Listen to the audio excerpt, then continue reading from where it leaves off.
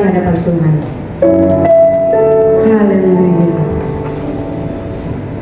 Bapa yang baik dalam hidup kami Tuhan, terima kasih buat pagi yang sangat indah ini Tuhan. Tuhan bolehkan kami hadir di tempat ini. Terima kasih Tuhan, kami mau membawa syukur kami, pujian kami ke dalam tangan-Mu Tuhan. Biarlah setiap apa yang kami berikan, apa yang kami pujikan Tuhan, boleh menyenangkan hati-Mu Tuhan. Terima kasih Tuhan, biarlah urapan-Mu hadir di tempat ini, biarlah Kudus hadir di tempat ini Tuhan, lawat setiap hati kami. Biarlah kami boleh sukacita Tuhan. Terima kasih Tuhan, terima kasih. Haleluya. Kau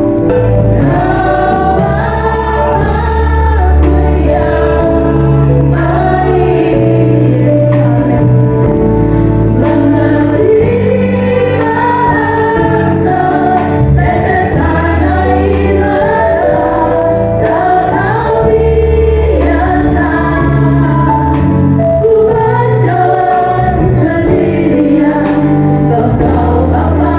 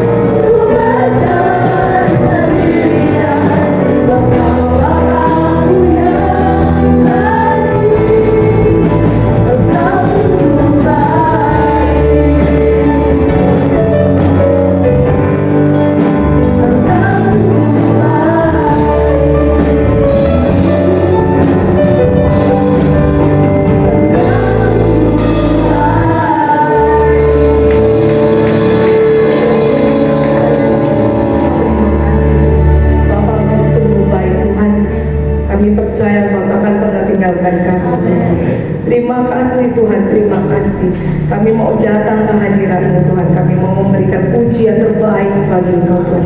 Terima kasih Tuhan, terima kasih oh setiap hati kami Tuhan.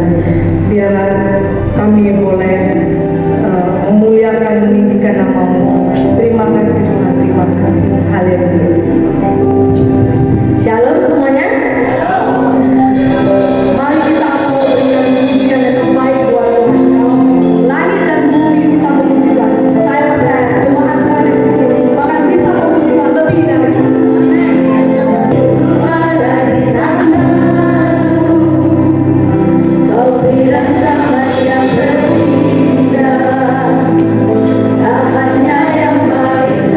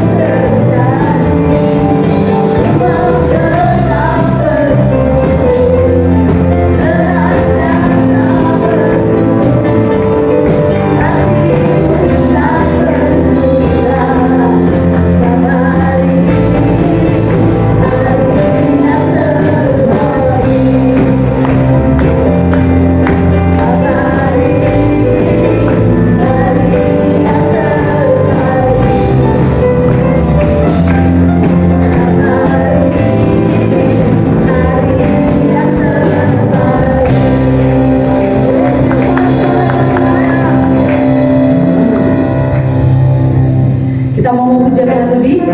Amin.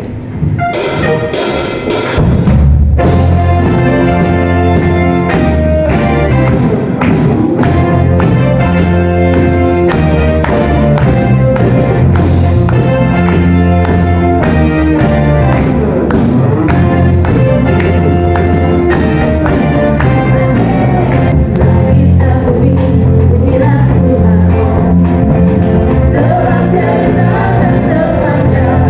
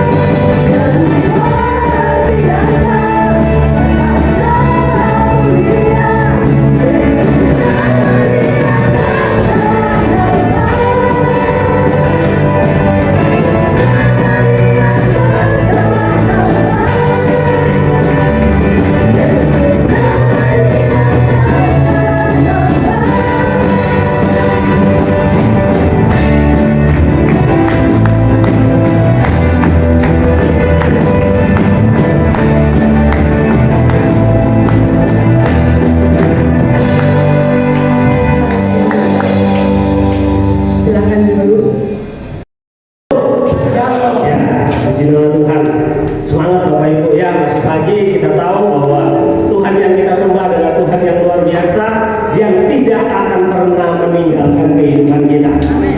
Amin. Ya, puji nama Tuhan. Terima kasih atas waktu dan kesempatannya. Ya, terima kasih Bapak Gembala, Ibu Gembala, bahkan juga semua staf penata layanan di tempat ini yang sudah mengizinkan saya untuk menyampaikan sebuah kesaksian. Ya, nama saya Frederick Moses Molina, Bapak Ibu, kalau sesuai dengan KTP, ya. Tapi saya biasa dipanggil Ferry. Jadi saya lebih familiar itu dipanggil Ferry karena mungkin itu panggilan sejak kecil. Ya, saya lahir besar di Surabaya, tepatnya di daerah Sampurna. Kalau Bapak Ibu jalan-jalan ke daerah CLP, Raja Wali, nah sampai situ saya besar, lahir besar di sana, keluarga saya di sana. Dan karena mama saya dari Manado, ya, menikah dengan papa saya orang NTT, tepatnya Pulau Alor. Karena papa saya melayani di sana, diboyonglah mama saya di sana, gitu ya. Ya, puji nama Tuhan. Papa saya meninggal tahun 2000 dan sekarang staf pengembalaan di Pulau Alor NTT digantikan oleh mama saya. Nah, ada sebuah kesaksian Bapak Ibu, dan ini saya ingin percaya sebuah kesaksian ini menjadi berkat bagi kita semua, khususnya juga buat yang muda-muda. Jadi tahun 2008 saya selesai kuliah di STTB Tani. Ya, akhirnya saya kembali ke Pulau Alor karena di sana dipanggil mama saya untuk kembali melayani di sana. Ya, awalnya saya harus beradaptasi dengan kondisi yang ada. Kenapa? Karena tahun 2008 itu tidak seperti sekarang di Pulau Alor NTT. Ya, ini kabupaten. Mungkin di sini ada yang dari NTT masih tahu. Nah, jam 6 itu sudah sunyi senyap.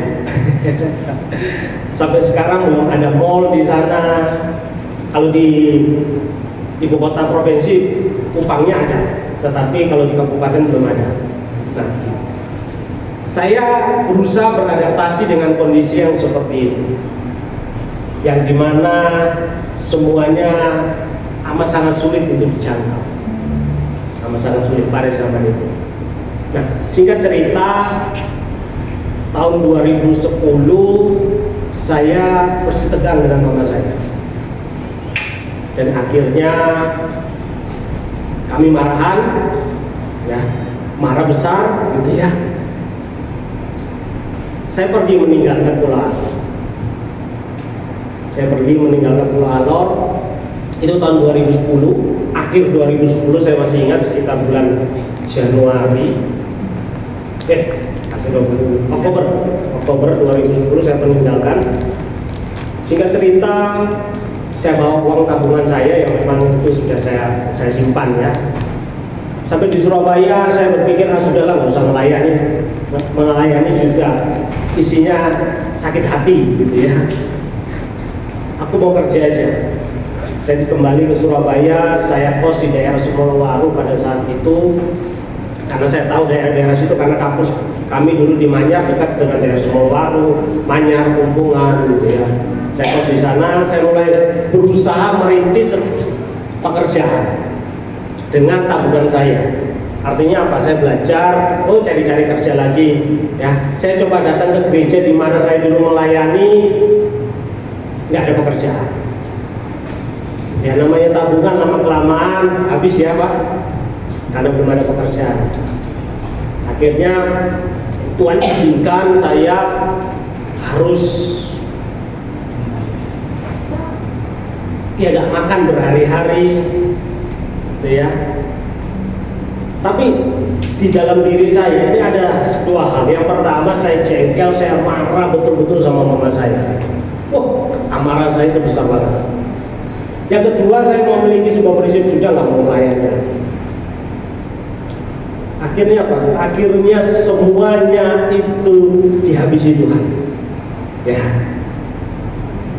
2010 saya jalani semuanya, enggak sampai 2013. 2013 saya mengambil kembali sebuah keputusan untuk melayani Tuhan kembali. Tapi ketika saya datang, kebetulan dulu saya masih main musik gitu ya. Saya dulu main musik gitar bass. Saya datang ke gereja yang dulu saya pernah melayani, mereka langsung berkata gini, "Maaf Pak, pos yang dulu Bapak tinggalkan sudah diisi orang lain." Otomatis, gitu kan? Oh ya sudah. Tapi saya bisa beribadah di sini, silakan. Ya, dia saya datang, saya ikut beribadah. Sehingga cerita di dalam hati saya, Tuhan, aku ingin melayani, tetapi masih ada kemarahan besar dalam hati saya sama mama saya. Sehingga cerita, saya kembali diizinkan Tuhan melayani 2013 ya, sebagai seorang bersih-bersih gereja. Saya bersih gereja karena ya sudah nggak ada pelayanan lagi. Yang saya cuma bisa kerjakan di bersihin gereja, ya sudah saya kerjakan. Yang penting hati saya ingin melayani Tuhan. Tetapi apakah semuanya pulih? Belum, Bang. Ada berkat, tapi itu cuma sekedar kecil-kecil. Itu dari 2013. Tetapi ketika masuk di 2015, saya mengambil sebuah keputusan untuk meminta maaf sama orang tua saya, sama mama saya. Itu 2015. Jadi pelajaran bagi setiap kita di sini, masih banyak yang muda-muda ya. Jangan pernah kita tidak menghormati orang tua kita. Mungkin ada berkata, "Pak, orang tua saya seperti ini jahatnya." Ya kan, mungkin ada ya di tempat ini. Tetapi saya mau katakan, jangan pernah kita tidak menghormati. Kita bisa berdoa, mungkin kita cuma bisa berdoa buat dia, berdoa buat orang tua. Kenapa? Karena Tuhan sangat mengasihi anak-anaknya yang mencintai orang tua. Pengalaman itu sudah saya alami, dan ini saya bagikan kepada kita.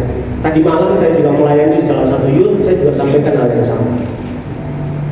Jangan pernah kita tidak menghormati orang tua kita. Itu yang penting. Kenapa? Karena dari kita menghormati orang tua kita, disitulah letak berkat Tuhan. 2015, karena keuangan saya masih nipis, saya cuma bisa telepon dan saya berkata, "Mama, maafkan saya." Ya kan, zaman 2015 itu WhatsApp, Android sudah ada, tapi WhatsApp masih mulai bangkit. Ya, apalagi belum alam ini, mama saya cuma pakai, maaf kata, yang HP-HP jadul dulu ya. Saya juga waktu itu masih jadul, Bapak Ibu. Tetapi saya berkata, saya telepon, "Mama, minta maaf atas kesalahan anakmu ini, perkataan anakmu ini, tingkah laku anakmu ini." Oke, di telepon itu terjadi pemulihan, beres. Tetapi saya belum bisa bertemu muka dengan mama saya. Saya memiliki sebuah kerinduan dan keinginan, saya ingin bertetap muka dengan mama saya dan mengucapkan hal yang sama. Tetapi apa daya, untuk beli tiket saja nggak bisa, kan? Tetapi puji Tuhan, memasuki tahun 2017 ada berkat untuk saya bisa kembali ke Pulau Alpen. Di situ saya minta maaf sama orang tua saya, mama saya, karena papa saya sudah almarhum. 2000, tahun 2000. Saya ambil baskom, saya ambil kain yang bersih, saya lap kaki mama saya. Mama saya menangis, saya pun menangis, terjadi sebuah pemulihan yang besar. Itu tahun 2017. Dan setelah itu, Bapak Ibu, memang Tuhan nggak langsung mengangkat kehidupan saya, tetapi pelan-pelan Tuhan membawa saya kepada sebuah hal yang baik. Saya nggak berkata saya hebat, enggak. Saya juga nggak berkata saya punya segalanya, enggak. Tetapi saya berkata, kalau melihat kehidupan saya dari tahun 2015 ke bawah, hari ini saya patut bersyukur bahwa Tuhan yang sebenarnya luar biasa. Puji Tuhan, saya diberkati seseorang, sebuah mobil, walaupun mungkin orang berpikir, sekelas Brio aja, tapi bagi saya puji Tuhan. Saya bisa kredit rumah di daerah Sidoarjo, Sedati, mungkin Bapak Ibu yang tahu. Ya, semua kan kebaikan Tuhan. Awalnya apa? Ketika kita kembali untuk melayani Tuhan. Karena itu Bapak Ibu, dimanapun mungkin suatu saat Bapak Ibu berada, kapanpun gitu ya, tetap layani Tuhan. Amin. Amin. Amin. Dan juga yang masih muda-muda di sini, tetap hormati orang tua. Ini sudah saya rasa. Saya rasakan bahwa ketika orang tua saya berdoa buat saya, ada sebuah pemulihan. Disitulah Tuhan mencurahkan berkat dalam kehidupan saya. Tetapi sebelum saya membereskan, gitu ya, saya dengan orang tua saya, kepala jadi kaki, kaki jadi kepala, nggak ada gunanya. Amin. Jadi Bapak Ibu yang mau saya katakan di sini, tetap kita setia melayani Tuhan dimanapun panggilan yang Tuhan sudah percayakan dalam kehidupan kita. Dan puji Tuhan, saya melayani di salah satu gereja IBI Immanuel Tabang Gresik, ibadahnya jam 5 sore. Tapi saya juga melayani di gereja-gereja. Kalau ada jadwal gitu saya melayani. Nah, semua karena kebaikan dan kasih karunia Tuhan. Saya juga melayani di beberapa PD dan juga beberapa perusahaan gitu ya, di Surabaya, di daerah Sidoarjo. Banyak orang berpikir, nah mungkin Ferry, orang bilang pada masa depan suram. Tetapi kalau kita berjalan bersama dengan Tuhan, Tuhan tidak akan pernah meninggalkan kehidupan kita. Amin. Hormati orang tua kita, sayangi dia. Karena apa? Karena disitulah letak Tuhan mencurahkan berkat dalam kehidupan kita. Dan tetap layani Tuhan sampai akhir hayat hidup kita. Begitu saja yang bisa saya sampaikan. Tuhan Yesus memberkati. Terima kasih.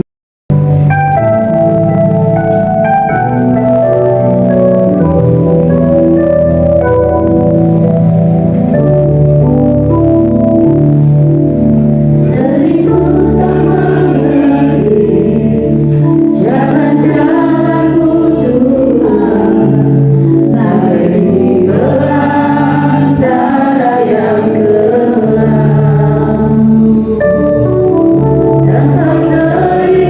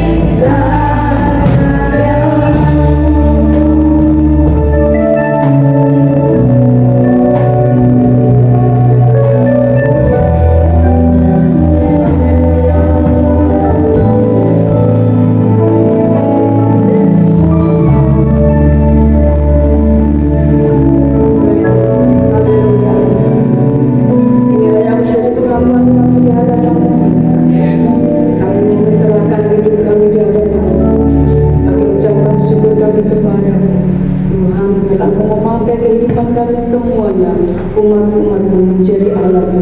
Biarlah cuma Tuhan boleh menjadikan kami kuat di dalam kehidupan kami. Setiap firman yang kami dengar, kami boleh lakukan dalam setiap kehidupan kami. Terima kasih Tuhan, kami akan belajar bersama-sama firman-Mu. Dengan penuh ucapan syukur kami menyerahkan waktu pemberitaan firman Tuhan ini di dalam nama Tuhan Yesus. Haleluya. Amin. Puji Tuhan. Silakan berdiri kembali. Kita bersyukur kita masih punya diizinkan Tuhan waktu untuk dapat beribadah di tempat ini. Terima kasih untuk Bapak Gembala dan tim Gembala yang sudah mempercayakan saya melayani pagi hari ini. Selalu yang dikasih Tuhan, yang bersyukur ya, karena di waktu-waktu yang seperti ini adalah waktu-waktu yang sudah mendekati masa-masa yang sukar ya. Kita sukar melewati hari-hari ini, saudaraku.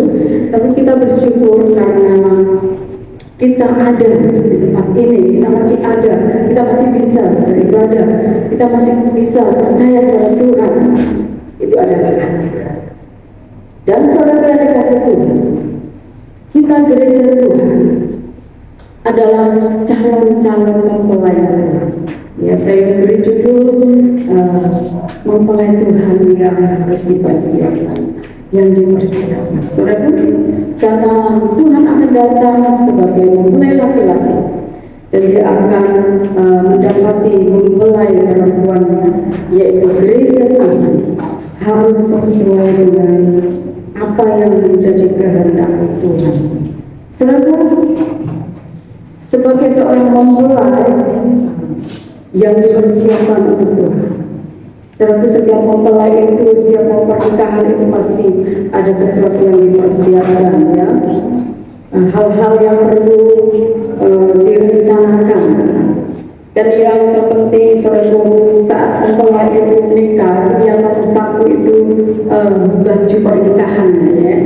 Kalau anak-anak muda sebelum nikah dia sudah merencanakan, oh kalau aku nikah nanti pakai baju seperti ini ya, itu ya.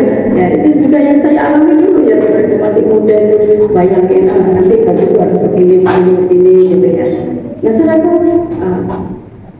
waktu kita mau mencari baju pernikahan, ini baju itu harus diukur, baju pria, baju wanita, bajunya diukur, jangan sampai kedodoran, jangan sampai kekecilan, jangan sampai kebesaran, gitu ya saudara. Nah ini mempelai itu mempersiapkan diri, mengukur hal-hal yang diperlukan untuk pernikahan. Dan kita sebagai gereja Tuhan pun harus dipersiapkan, diukur, iman kita harus sesuai dengan kehendak Tuhan, dengan calon mempelai Kristus. Nah, saudara yang dikasih Tuhan, gereja Tuhan apa yang harus diukur dari gereja Tuhan sebagai mempelai Kristus ini? Mari kita melihat di dalam Wahyu pasal yang ke-11. Wahyu pasal yang ke-11 ayat yang pertama. Demikian firman Tuhan. Wahyu pasal yang ke-11 ayat yang pertama. Saya baca, saudara menyimak.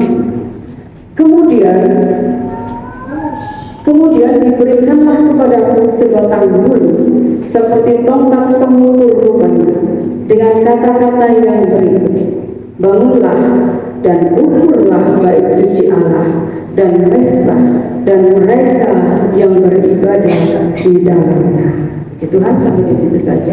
Saudara yang dikasih Tuhan, inilah yang diukurkan kepada kita sebagai mempelai Kristus, sebagai gereja Tuhan. Yang pertama yang harus diukur kita yaitu bait suci ya. Ini adalah penglihatan dari Yohanes ya, yang waktu di Pulau Patmos. Dan ketika dia mendapat penglihatan ini, Yohanes disuruh bangun dan mengukur bait suci, mezbah dan orang-orang yang beribadah di dalamnya. Saudaraku, ini adalah gambaran di akhir zaman ini ya. Ini penglihatan untuk gereja Tuhan di akhir zaman. Nah, ini jauh sekali ya, waktu itu Yohanes tahun berapa ya itu ya saudara tahu sendiri kira-kira berapa ya. Nah, Dan itu terjadi sekarang ini gereja Tuhan. Yang diukur pertama yaitu bait suci. Siapa itu bait suci? Yang kita ini. Kita ini adalah bait suci sesuai dengan firman Tuhan yang tertulis dalam 1 Korintus. Kita baca 1 Korintus 3 ayat yang ke-16. Pasti semuanya sudah hafal ya. 1 Korintus 3 ayat 16. Tidak tahukah kamu bahwa kamu adalah bait Allah dan bahwa roh Allah diam di dalam kamu? Saudara yang dikasih Tuhan, bait Allah adalah kita sendiri, tubuh kita yang sudah diselamatkan, yang sudah ditebus oleh darah Yesus. Tubuh kita harus diukur sesuai dengan kehendak Tuhan. Apa yang ada di dalam tubuh kita ini? Ya, di dalam tubuh kita ini ada panca indera, baik mata, hidung, mulut, telinga, perasa. Saudara yang dikasih Tuhan, dengan lain kata yang diukur adalah perbuatan kita. Apa yang kita lihat, apa yang kita pikirkan, apa yang kita katakan. Tuhan mengukur itu di dalam kehidupan kita. Kenapa? Ya karena kita sudah ditebus dengan darah Yesus. Kita harus mempunyai kehidupan yang baik. Panca indera dalam tubuh kita ini harus baik. Perkataan kita harus baik. Mata kita harus baik. Apa yang kita lihat harus baik. Memang gak ada yang tahu apa yang saudara lihat.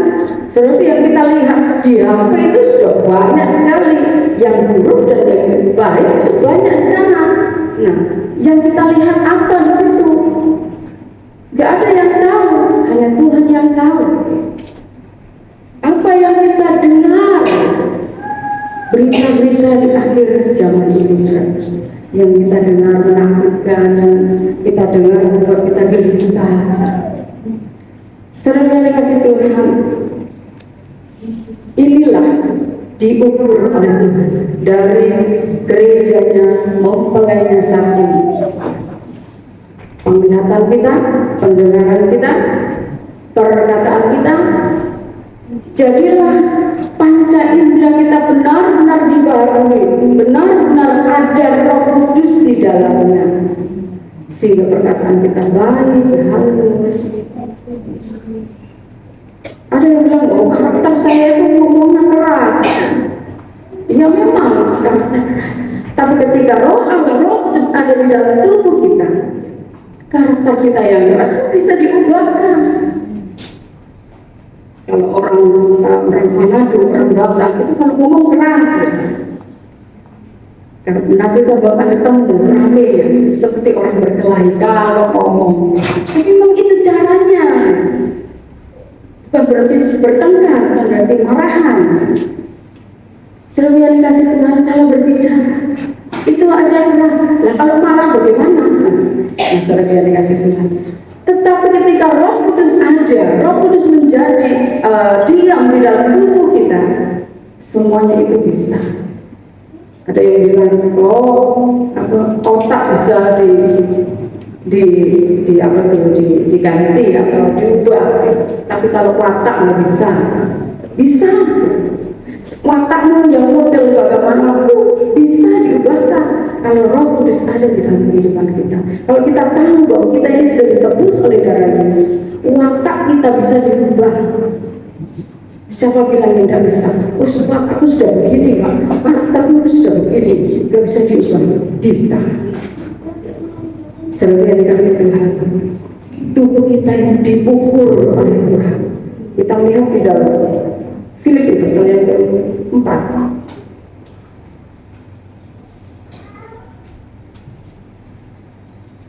Filipi pasal ke-4 ayat yang ke-6. Ayat-ayat yang tidak asing bagi kita, tapi apakah kita sudah melakukannya? Filipi 4 ayat yang ke-8 maksudnya 8 dan 9. Jadi akhirnya saudara-saudara, semua yang benar, semua yang mulia, semua yang adil, semua yang suci, semua yang manis, semua yang sedap didengar, semua yang disebut kebajikan dan patut dipuji, pikirkanlah itu. 9. Dan apa yang telah kamu pelajari, dan apa yang telah kamu terima, dan apa yang telah kamu dengar, dan apa yang telah kamu lihat padaku, pada Rasul Paulus ya, lakukanlah itu, maka Allah sumber damai sejahtera akan menyertai kamu. Jadi saudara yang dikasih Tuhan, semua yang baik, semua yang mulia, itu harus ada pada kita sebagai mempelai Kristus, dan kita lakukan perbuatan-perbuatan baik di dalam kehidupan kita. Saudara yang dikasih Tuhan, itu bait suci di dalam kehidupan kita yang harus diukur.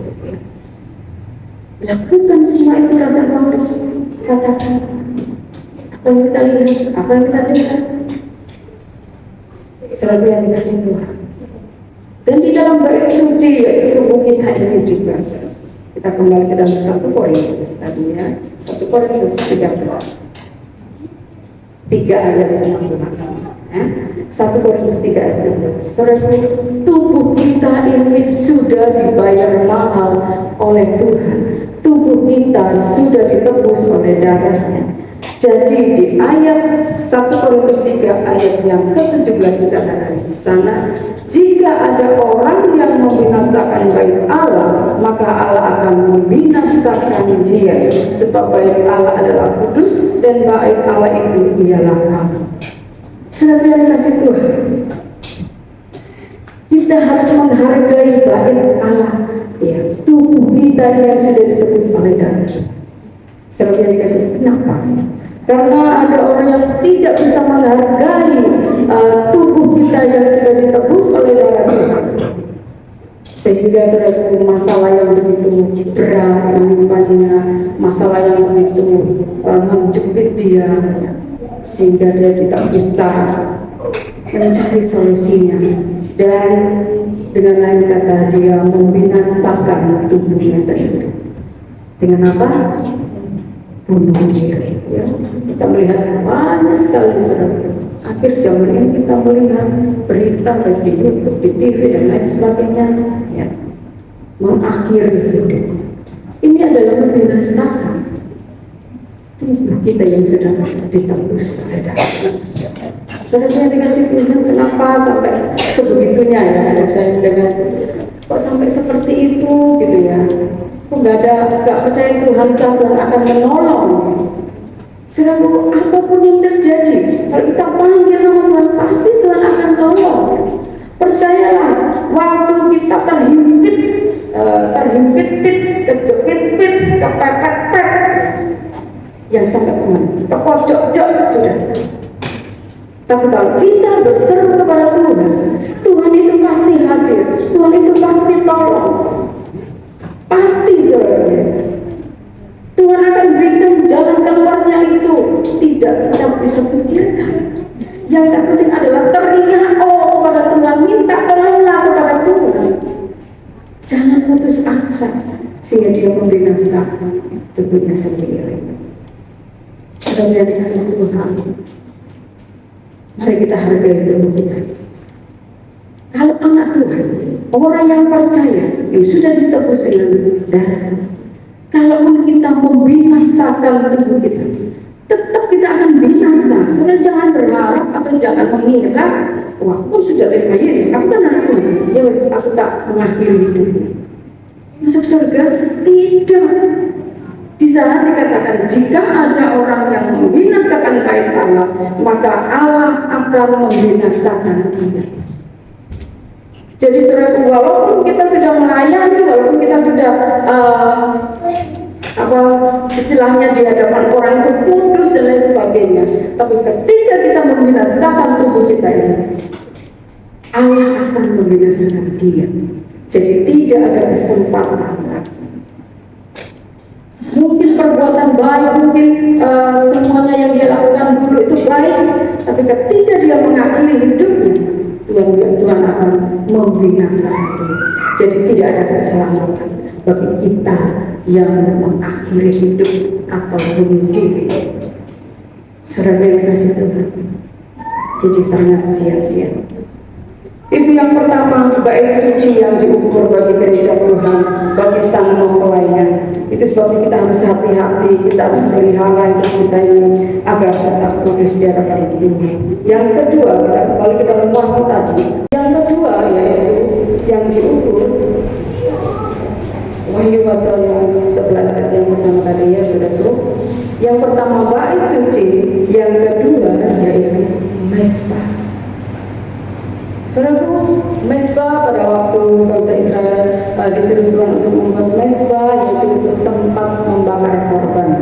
Ya saudaraku yang dikasih Tuhan, Tuhan ingin saudaraku lembu domba itu dibakar supaya baunya itu naik ke hadirat Tuhan dan Tuhan senang dengan itu. Saudaraku yang dikasih Tuhan, mesbah itu berbicara tentang pujian dan penyembahan kita, hubungan pribadi kita dengan Tuhan.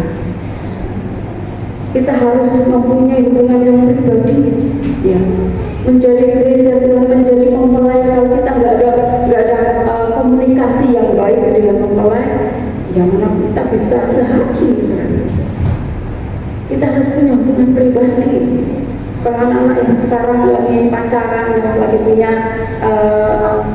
yang dilirik atau yang itu, pasti ada komunikasi. Itu sebabnya saudaraku, meskipun yang sudah menikah pun tetap harus ada komunikasi, hubungan pribadi. Tidak bisa di dalam mempelai ini biasanya walaupun itu dijodohkan, katanya kayak dengan dulu, saudaraku, itu dijodohkan, saudaraku. Tetap ada komunikasi. Harus diomongkan masa depan itu bagaimana nanti ya katakan kita ini jangan main-main ya, kalau kita sudah punya hubungan rencana lihat ke depan nanti kita menikah harus begini ya, tahun ini ya.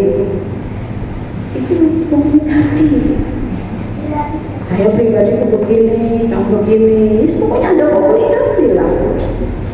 Ini hubungan pribadi. Kalau gereja Tuhan tidak punya hubungan pribadi, mempelai tidak punya hubungan pribadi, bagaimana kita menjadi mempelai yang layak untuk Tuhan? Bagaimana Tuhan tahu? Saudaraku, Tuhan tidak menginginkan penampilan yang luar. Mungkin dia seorang wanita yang cantik jelita, tapi kalau dia tidak bisa, tidak pernah ngomong, tidak pernah komunikasi, yang mana si cowoknya ini akan betah ya. Diajak ngomong tidak mau jawab, diajak rundingan ya terserah, bukan tuh kita jadi. Nah saudara, ya tidak nyambung. Dan Tuhan tidak mau seperti ini. Tuhan mau ada hubungan pribadi antara gerejanya, mempelai laki-laki dan perempuan. Selalu pujian penyembahan kita bukan hanya sok-sokan. Mungkin saudara mempunyai suara yang bagus, talenta yang bagus, pujian penyembahan yang bukan seperti ini yang Tuhan inginkan. Kalau tempat kita ini pujian penyembahan, timnya namanya tim PAW, yang latihan kita memuji Tuhan dengan baik, kita main musik dengan baik. Tapi Tuhan tidak mau yang itu.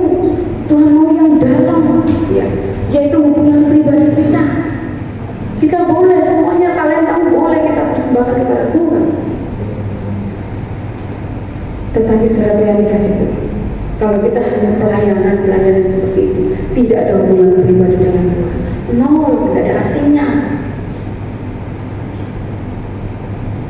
Walaupun kita melayani, tapi kalau hati kita nggak ngerti Tuhan, nggak mengenal Tuhan, untuk apa? Tuhan juga tidak mau seperti ini. Ini seperti mesbah, seperti dia membakar korban yang nggak ada artinya. Harusnya korban itu kan kambing domba supaya baunya itu naik. Tetapi ketika kita melayani Tuhan, hanya formalitas, hanya untuk tampil, hanya untuk show-showan, hanya untuk memamerkan suara kita, memamerkan talenta kita, itu tidak berguna. Saudara yang dikasih Tuhan, biar kita mempunyai hubungan pribadi dengan Tuhan. Saat kita melayani, itu akan menaikkan satu korban bau yang harum ya. Ketika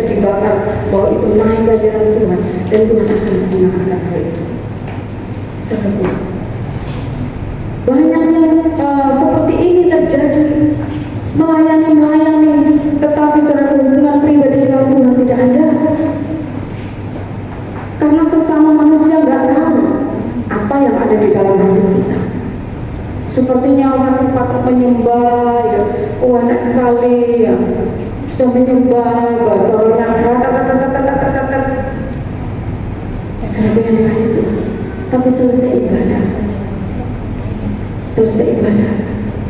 selingkuh tetap selingkuh, marah tetap marah, jengkel tetap jengkel, ada kedongkolan, kemarahan, kepahitan tetap jalan terus. Tuhan tidak mau seperti itu. Kita harus bertemu dengan Tuhan, hubungan pribadi dan bereskan. Seperti kesaksian tadi ya, Bapak sudah mengadakan pemberesan. Kalau kita tidak mengadakan pemberesan di hadapan Tuhan, semua nggak ada artinya, nol apa yang kita lakukan untuk Tuhan.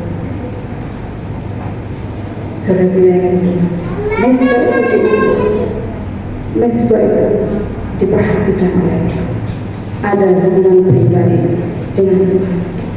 Jadi sudah kasih mengkoreksi diri kita sendiri, miliki hubungan yang pribadi dengan Tuhan. Mesbah ada korban yang dibakar. Korban dibakar ini suatu hal yang menyakitkan. Kalau si domba lembu sapi ini juga kalau bisa bicara, aduh sakit, aku dibakar. Sakit kalau kita berkorban. Mengampuni itu sakit. Melepaskan pengampunan itu sakit. Itu harus dibakar. Harus kita alami. Mesbah kita yang harus diperbarui. Bangun tengah malam untuk berdoa, itu sakit ya. Aduh, anak-anak itu aku Tuhan, tapi jangannya berdoa, jangannya saat itu.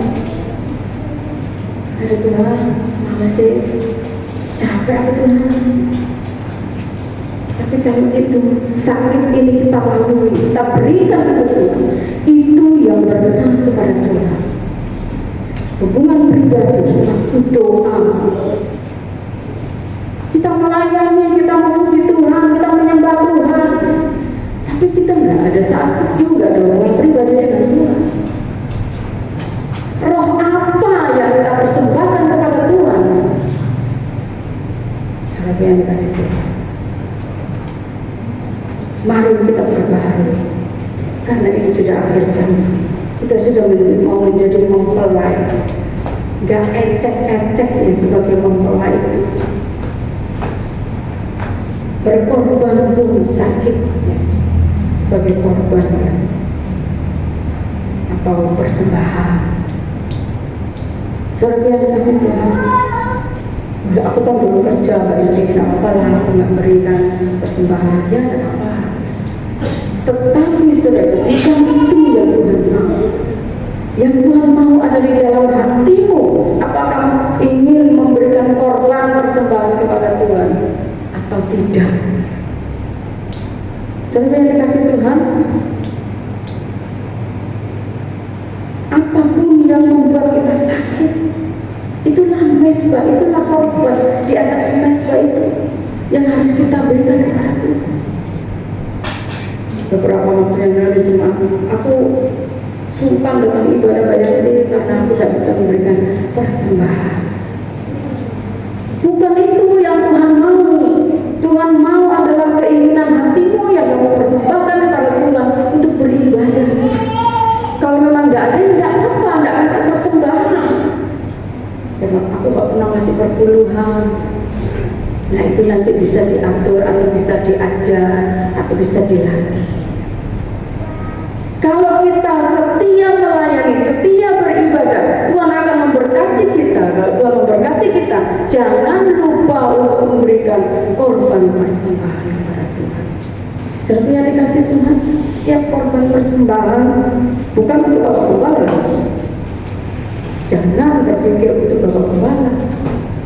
Itu untuk pekerjaan Tuhan. Seperti yang dikasih Tuhan. Dan Tuhan tidak melihat nilai yang saudara persembahkan. Tuhan melihat keinginan, kerinduan, dan rasa sakit yang kau berikan dengan sungguh-sungguh kepada Tuhan. Kalau Tuhan, tinggal gini, kalau aku mau datang beribadah. Beribadah kepada Tuhan. Saudara yang dikasih Tuhan. Dan di akhir-akhir ini soal ekonomi semuanya digoncang. Tetapi apakah kita masih bisa dan mau tetap setia memberikan persembahan kepada Tuhan? Saudara yang dikasih Tuhan. Satu kali juga Tuhan bertemu dengan saya, berhadapan dengan saya. Karena saya berkomitmen semua itu untuk pelayanan Tuhan. Saya memberi, saya katakan ini untuk pekerjaan Tuhan. Satu kali Tuhan buat ekonomi saya mulai goncang. Pas harus untuk memberikan korban persembahan kepada Tuhan, gak ada. Saya nangis, Tuhan bukan salahku loh ya, bukan salahku, bukan salah. Ini memang dunia. Sehingga karena saya ini ibu rumah tangga ya, jadi hanya menggantungkan dari gajinya suami gitu. Dan dari gajinya itulah yang ada perubahan. Bukan karena dia malas kerja, bukan karena ya Tuhan izinkan itu terjadi. Karena suami saya kerja di kapal, bukan ABK ya, tapi kayak Indomaret gitu ya, menjaga toko gitu. Dan kalau nggak ada pembeli, nah siapa yang menyuruh mereka nggak beli? Ya Tuhan izinkan nggak ada pembeli. Ya. Dan kalau dia dapat pembeli banyak, ya dapat keuntungan banyak. Jadi pulang ya, hanya ini berkatnya. Haleluya, saya berkata haleluya. Saya berdoa kepada Tuhan, ini waktunya saya memberikan persembahan. Tuhan pasti buka jalan, pasti saya. Tuhan buka jalan, ada aja. Entah diberkati Google, diberkati Kak Erna. Nah, akhirnya nasar saya, janji saya kepada Tuhan tetap bisa diberkati. Saudara yang dikasih Tuhan, di dalam mesbah ada korban ini sakit ya. Tetapi apakah kita mau melakukannya? Kita memberikannya dengan segenap hati, walaupun itu sakit. Saudara yang dikasih Tuhan, itulah yang akan diukur oleh Tuhan. Seberapa kita rela untuk menjalankan. Mungkin doa pagi kita, yes Tuhan, enak turun, jamnya aku harus bangun.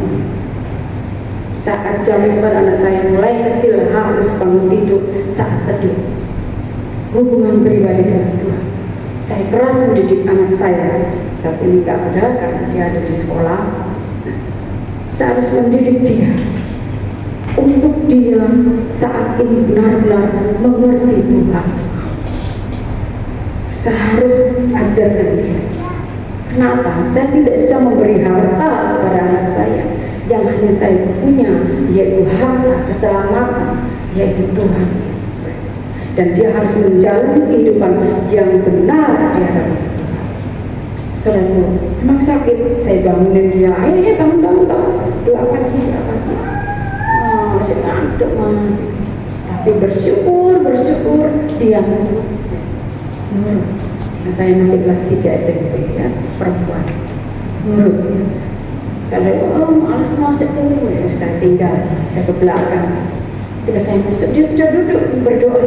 Oh haleluya, itu rasanya adem gitu. Nah, selalu yang dikasih Tuhan. Rasanya dia sakit, saya enak turun Tuhan, saya enak ngantuk, tapi dia mau berkorban, tapi dia mau sakit, dia bangun berdoa. Selalu yang dikasih Tuhan. Jadi jangan mau kalah dengan anak kecil. Amin. Haleluya. Itu yang kedua, saudara, yang harus diukur. Yang pertama tadi bait suci, yang kedua mesbah. Yang ketiga adalah orang-orang yang beribadah di dalamnya.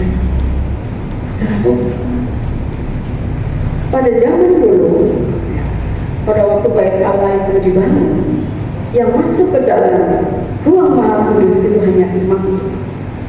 Tetapi di ayat ini Rasul Yohanes melihat bahwa ada orang-orang yang beribadah di dalam bait Allah. Dengan lain kata, bait Allah ini adalah gereja Tuhan, bukan bait Allah yang dulu. Kalau zaman dulu itu hanya imam yang boleh masuk. Tapi ini Yohanes melihat, dan mereka yang beribadah di dalam. Dengan lain kata, ibadah kita ini juga diukur oleh Tuhan. Ibadah kita ini juga dilihat oleh Tuhan. Ibadah kita yang bagaimana? Persekutuan kita, perkumpulan kita di dalam Ibrani pasal yang ke-10. Ibrani pasal yang ke-10 ayat yang ke-25. Demikian firman Tuhan. Janganlah kita menjauhkan diri dari pertemuan-pertemuan ibadah kita seperti dibiasakan oleh beberapa orang, tetapi marilah kita saling menasihati dan semakin giat melakukannya menjelang hari Tuhan yang mendekat. Saudara, ibadah kita dengan kata jam-jam ibadah yang ada di gereja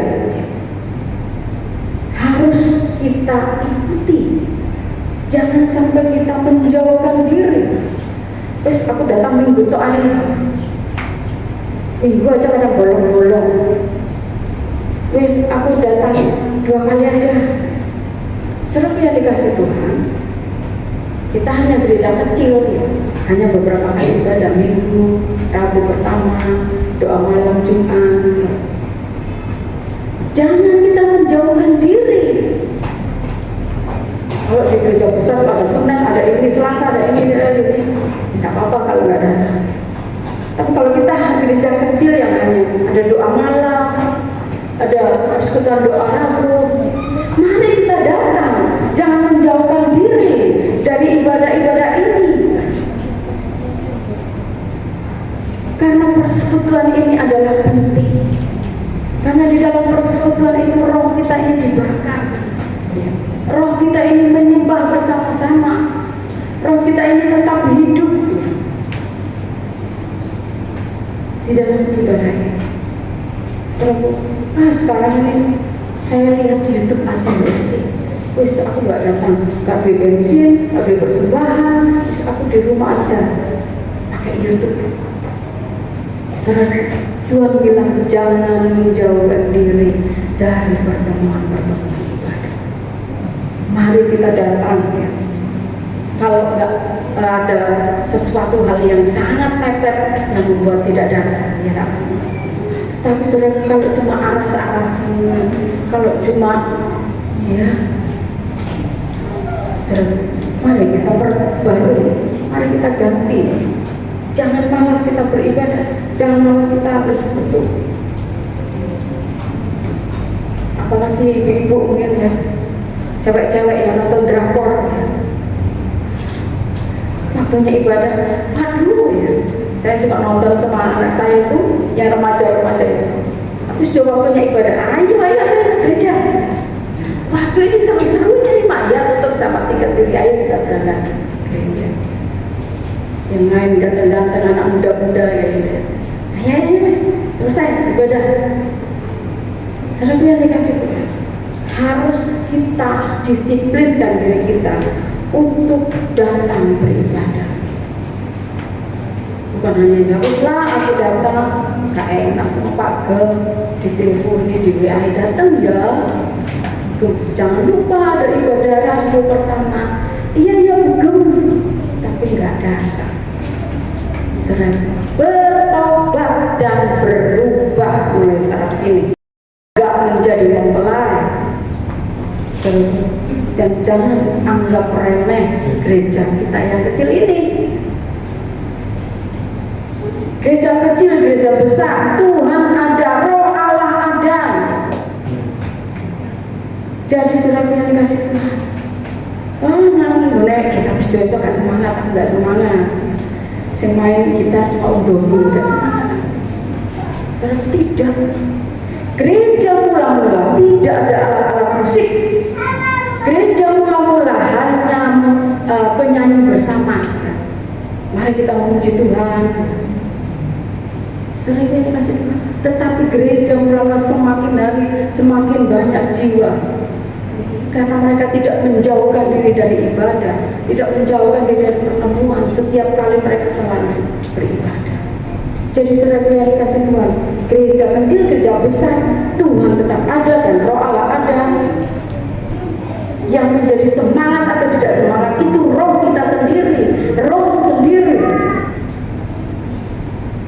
Saudara yang dikasih Tuhan, mari kita perbaiki, sehingga ketika Tuhan mengukur kita tetap keadaan dalam keadaan yang baik. Di dalam gereja yang kecil, ya karena kita cuma begini aja ya, ketemu ini, ketemu itu, ketemu ini, sehingga seringkali juga ada gesekan sedikit, ya tersinggung sedikit, kecewa sedikit, mangkel sama Mbak Yanti sebagai pastor yang banyak aturan. Oh ini kurang ya, ini dibersihkan ya, ini bersihkan ya. Aduh cerewet amat, pas ini selebihnya dikasih Tuhan. Ini gereja Tuhan, ini tempat milik Tuhan. Ini adalah bait Allah. Jadi pelihara tempat untuk kita ibadah. Dan saudaraku yang dikasih Tuhan, ketika ada gesekan sedikit, wis malas aku, anak gereja kuno pindahin. Mangkel aku sama ini, pindah aja. Saudaraku yang dikasih Tuhan, kalau begini terus, mau pindah di mana, mau gereja besar, gereja kecil, saudara kalau tersinggung sedikit pindah, kecewa pindah, mangkel pindah, akan terus begitu dan saudara tidak akan naik level, tetap seperti itu. Saudara yang dikasih Tuhan, saya bersyukur saya ada di sini dari awal gereja ini ya. Memang pernah ada keluar karena saya pelayanan, lalu saya kembali lagi ke tempat ini. Jadi kadang itu ada hamba Tuhan yang dulu ya tanya, sekarang jemaat yang lama-lama siapa?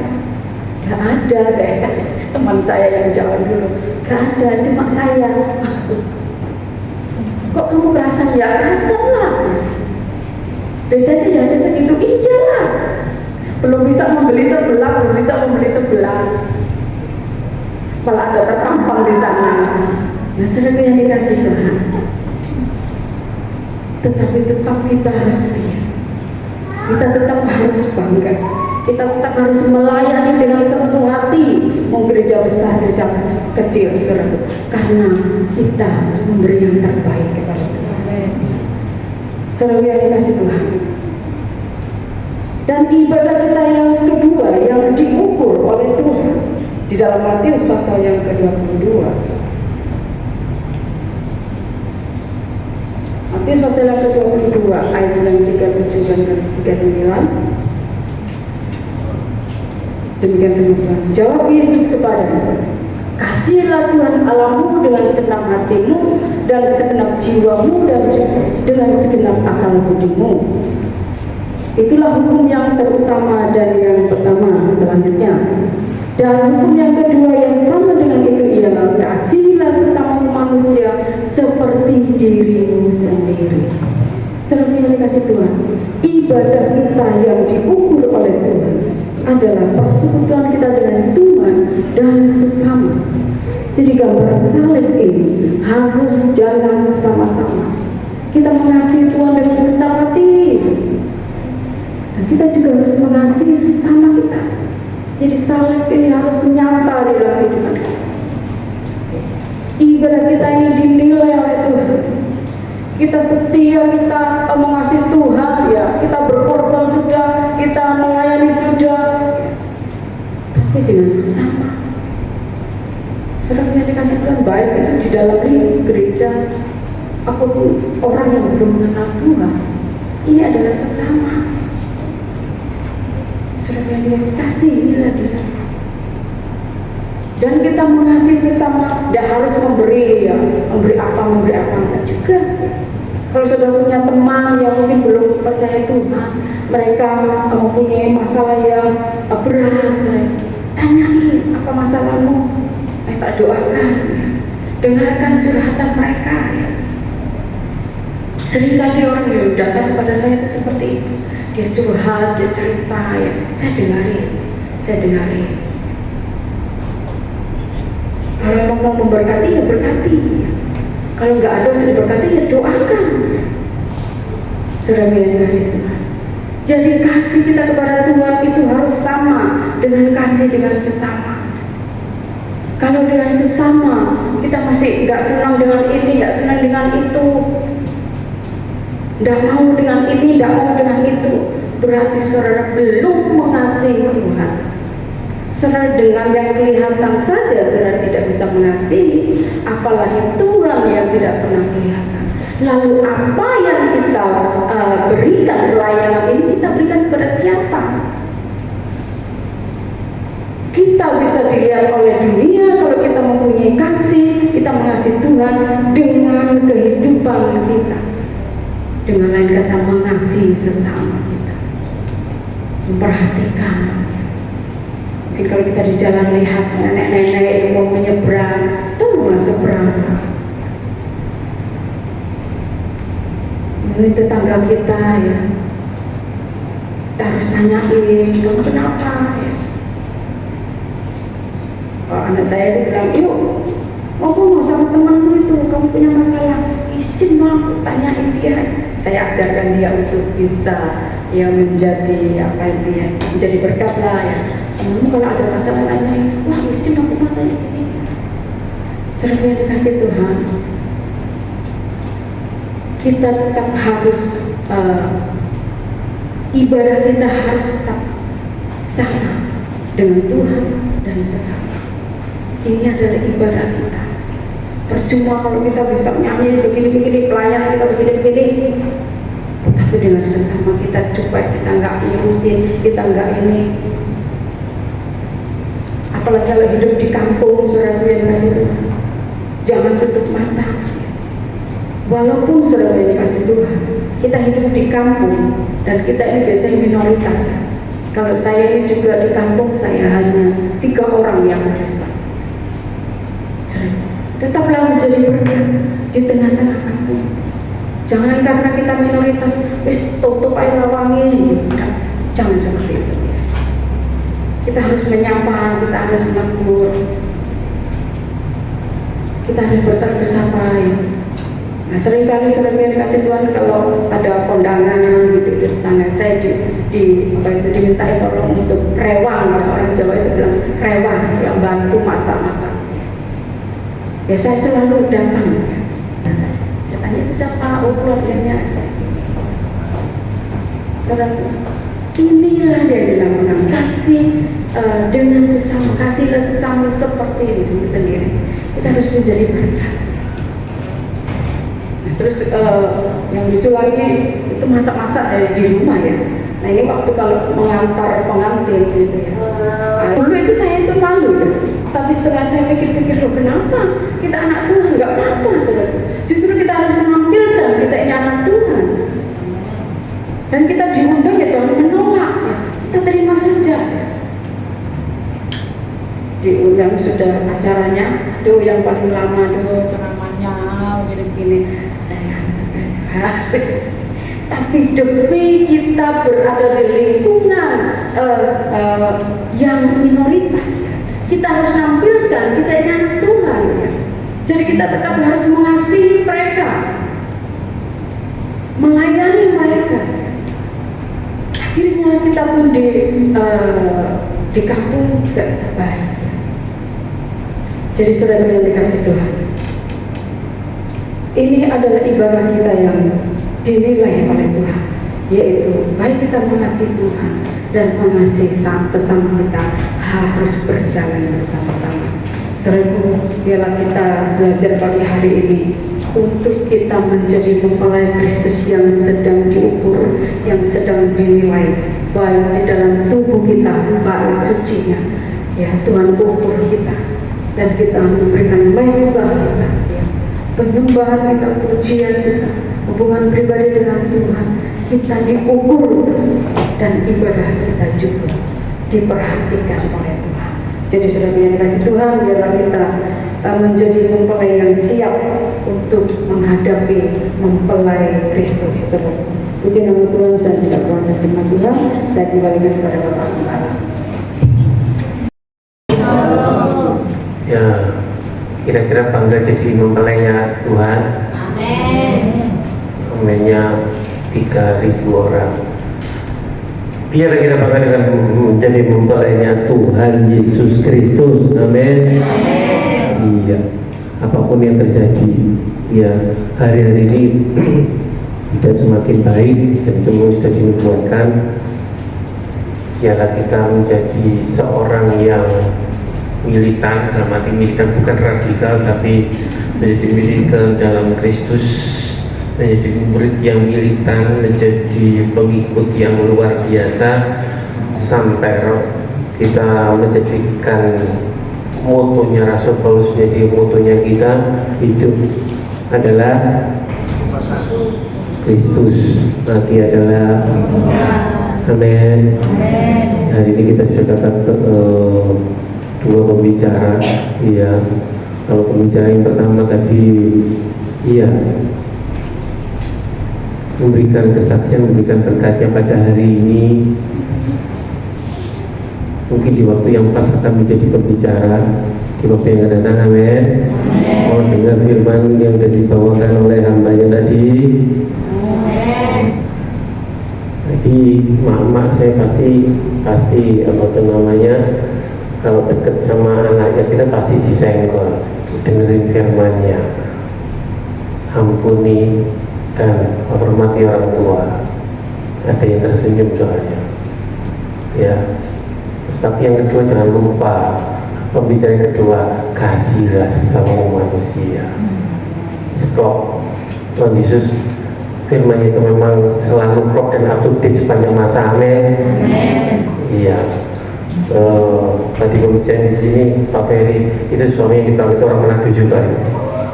Jadi mana orang Manado, kalau orang Manado nanti bicara jangan dipikir orang bertengkar. Itu katanya apa? Baku. Iya, saya coba musik ke depan. Biarlah kita bangga dengan Allah kita yang luar biasa. Amin. Supaya kita akan pujikan pujian. Ada 2 pujian mungkin kita akan undang. Bagaimana kita bersyukur, bagaimana kita bangga dengan Allah kita. Iya, Dia luar biasa, bukan yang biasa-biasa saja. Sehingga kita menjadi pengantinnya Tuhan, mempersembahkan tubuh kita itu dengan segenap hati, segenap pikiran, segenap perasaan, segenap apapun yang kita lakukan.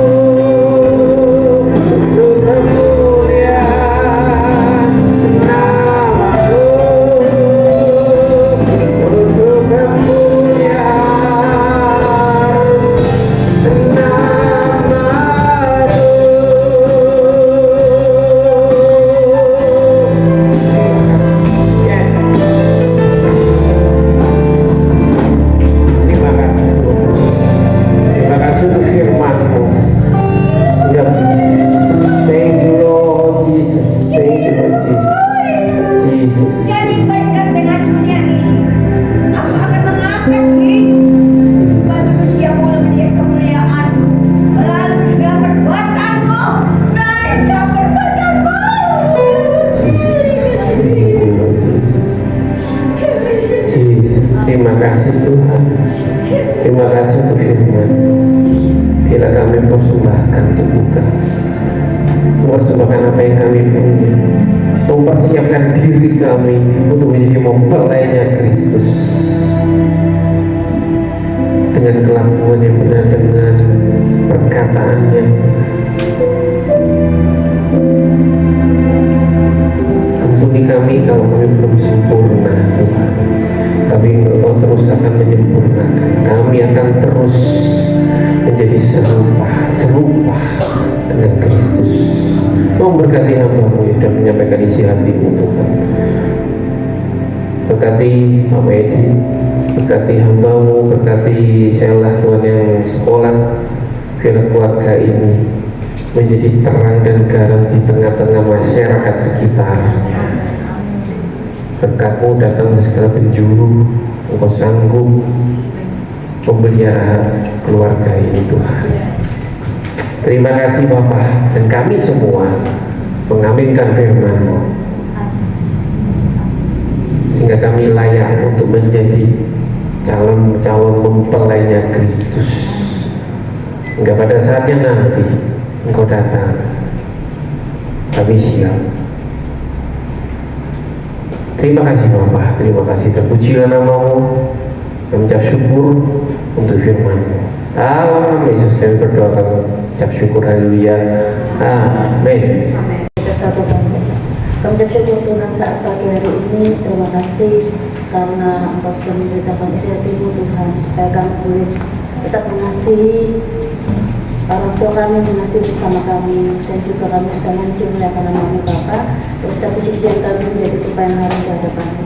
Sedangkan kami persembahkan sebagian dari diri kami Tuhan, biarlah kami boleh pakai untuk pekerjaan Tuhan di tempat ini. Kami percaya Engkau sudah memberkati kami, dan juga kami akan menjadi berkat dimanapun kami berada. Terima kasih Tuhan Yesus, terima kasih Allah Roh Kudus. Kami bersyukur, kami berserah, kami berdoa. Haleluya, amin.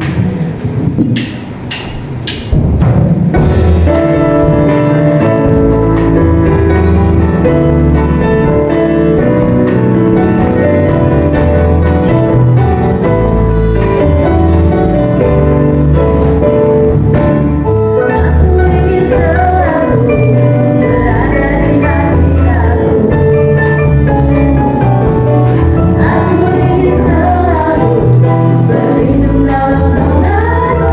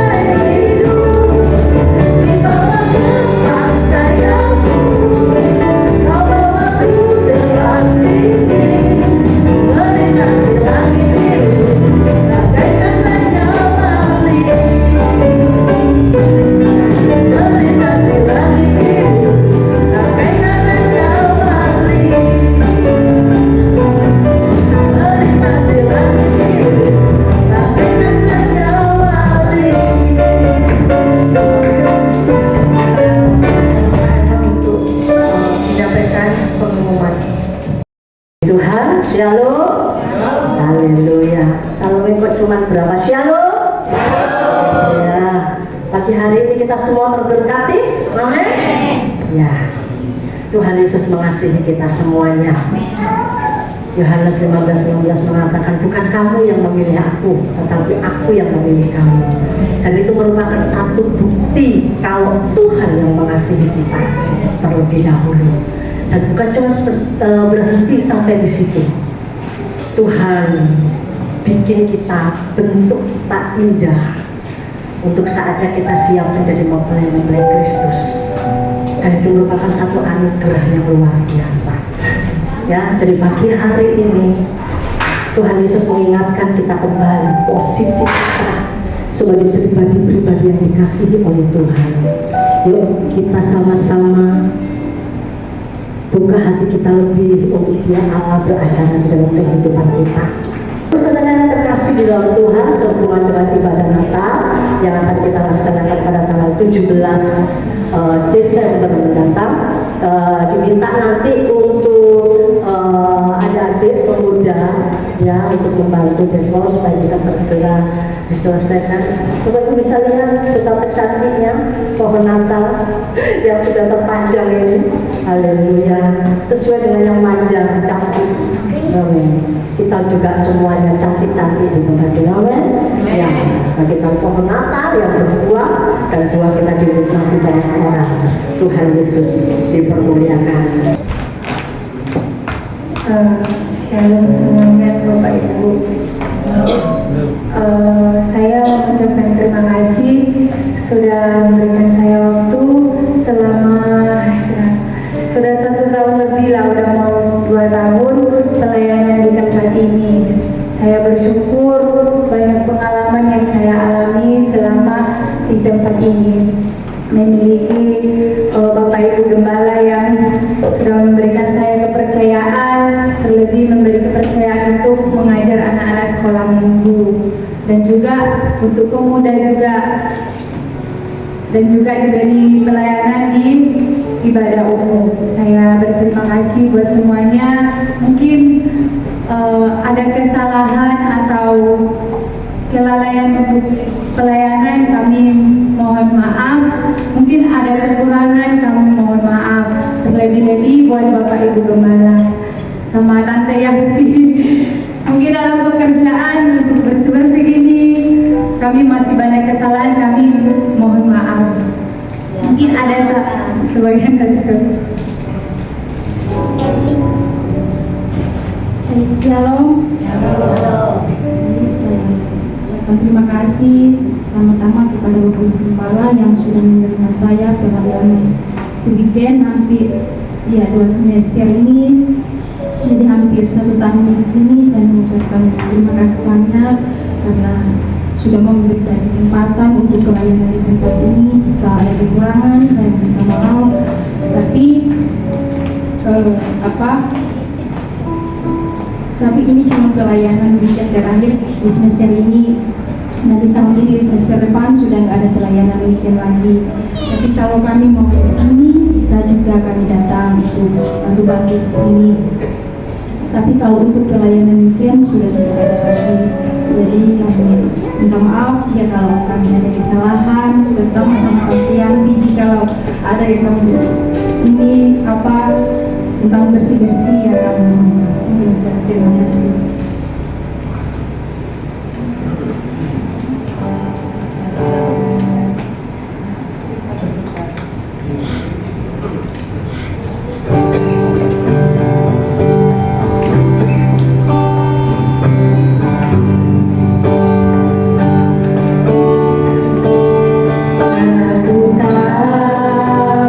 Hari esok, namun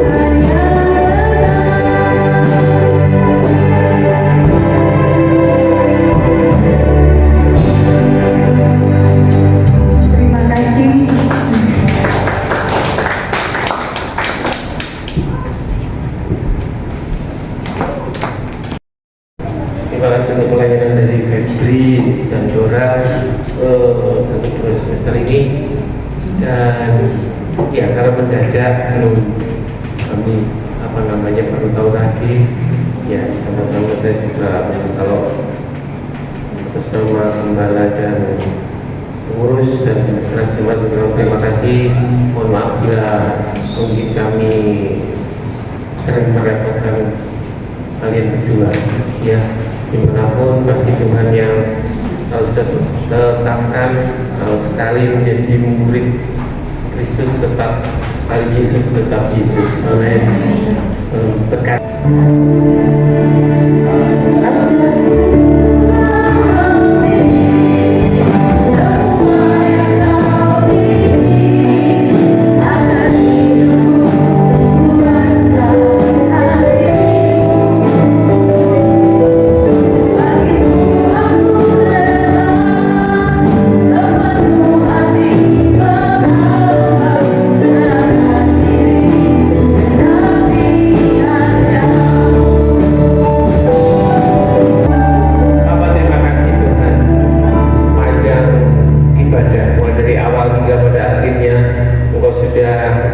Menyertai Roh Kudus, terima kasih untuk kasih-Mu untuk jemaat tempat ini sehingga kami boleh memuji menyembah Tuhan.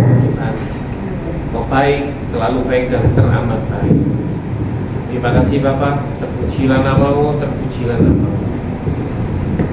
Kami ucap syukur Tuhan untuk hamba-hamba-Mu, baik Pak Ferry, Pak Hasan yang sudah hari ini melayani kami Tuhan.